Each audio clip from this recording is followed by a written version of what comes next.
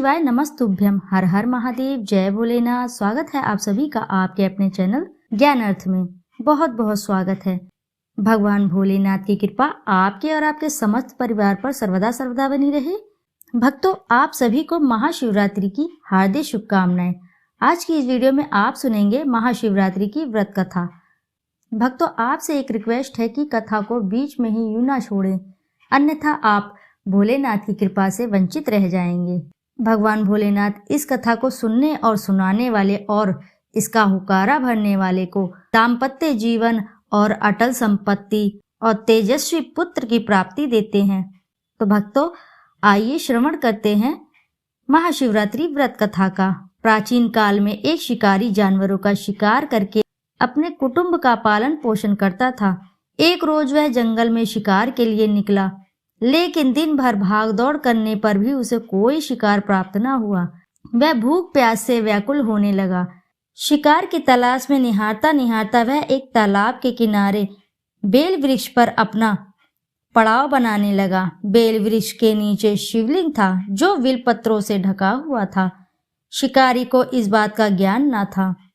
पड़ाव बनाते बनाते उसने जो टहनियां तोड़ी वे संयोग से शिवलिंग पर जा गिरी। शिकार की राह देखता देखता वह विलुप पेड़ से पत्ते तोड़ तोड़ कर शिवलिंग पर अर्पित करता गया।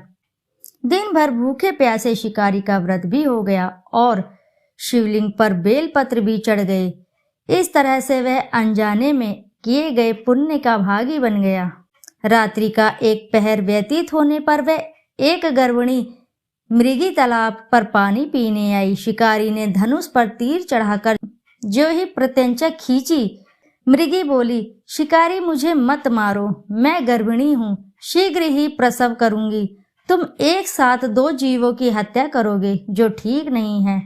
मैं अपने बच्चे को जन्म देकर शीघ्र ही तुम्हारे पास वापस आ जाऊंगी, तब तुम मुझे मार लेना। शिकारी को हिरनी सच्ची लगी। उसने तुरंत प्रत्यंजा ढीली कर दी और मृगी झाड़ियों में लुप्त हो गई। कुछ समय उपरांत एक और मृगी उधर से निकली। शिकारी बहुत खुश हुआ कि अब तो शिकार मिल गया। समीप आने पर उसने धनुष पर बाण चढ़ाया। मृगी ने विनम्रता पूर्वक निवेदन किया, हे शिकारी, मैं थोड़ी देर पहले ही ऋतु से निवृत्त हुई हूँ, कम आतुर गृहिणी हूँ, अपने प्रिय की खोज में भटक रही हूँ। मैं अपने पति से मिलकर शीघ्र ही तुम्हारे पास आऊंगी। शिकारी ने उसे भी जाने दिया। 2 बार अपने शिकार को उसने स्वयं खो दिया। उसका माथा ठनका, वह चिंता में पड़ गया। रात्रि का आखिरी पहर बीत रहा था।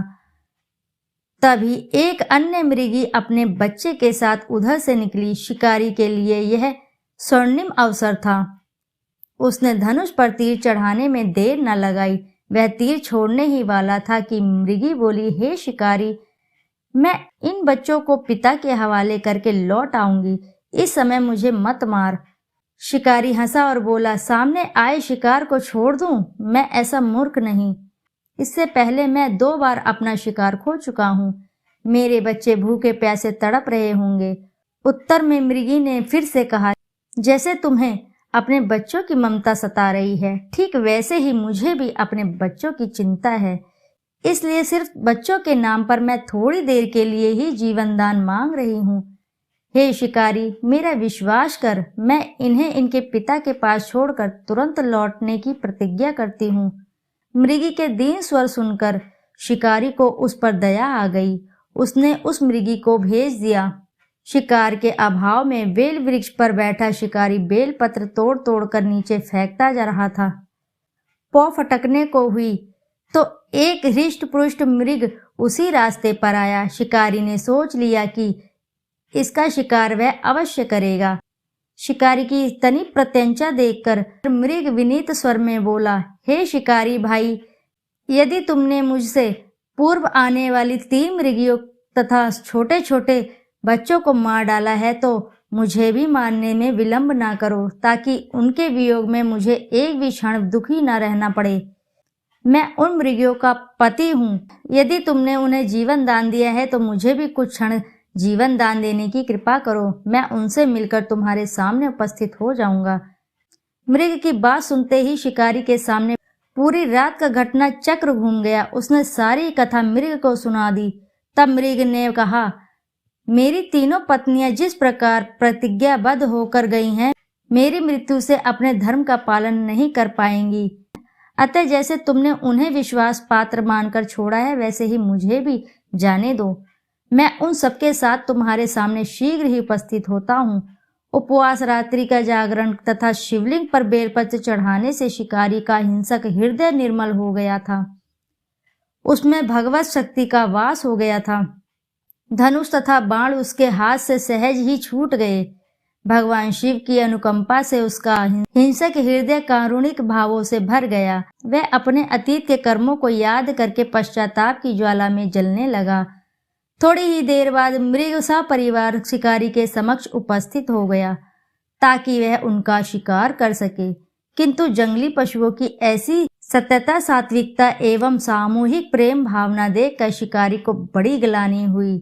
उसके नेत्रों से आंसुओं की झड़ी लग गई। उस मृग परिवार को न मारकर शिकारी ने अपने कठोर हृदय को जीव हिंसा से हटा सदा के लिए कोमल एवं दयालु बना लिया।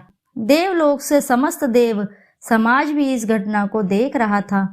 घटना की परिणति होते ही देवी देवताओं ने पुष्प वर्षा की। तभी शिकारी तथा मृग परिवार मोक्ष को प्राप्त हुए।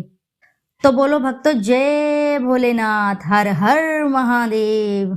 भक्तों, यदि कथा आपको अच्छी लगी है तो एक वीडियो को लाइक जरूर करिएगा और चैनल को सब्सक्राइब करिएगा, और एक बार अपनी सच्ची श्रद्धा से कमेंट बॉक्स में जरूर लिख दीजिएगा, हर हर महादेव।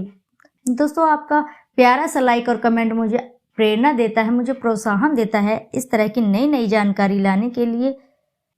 फिर मिलते हैं आपसे ऐसी ही किसी कथा में। जब तक के लिए नमस्कार।